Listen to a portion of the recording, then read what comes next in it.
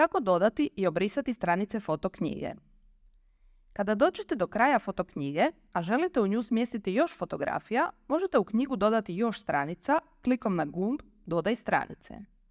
U knjigu možete dodavati po 2 stranice, a knjiga se može sastojati od čak 94 stranica. Dodajmo 6 stranica na kraju ove knjige.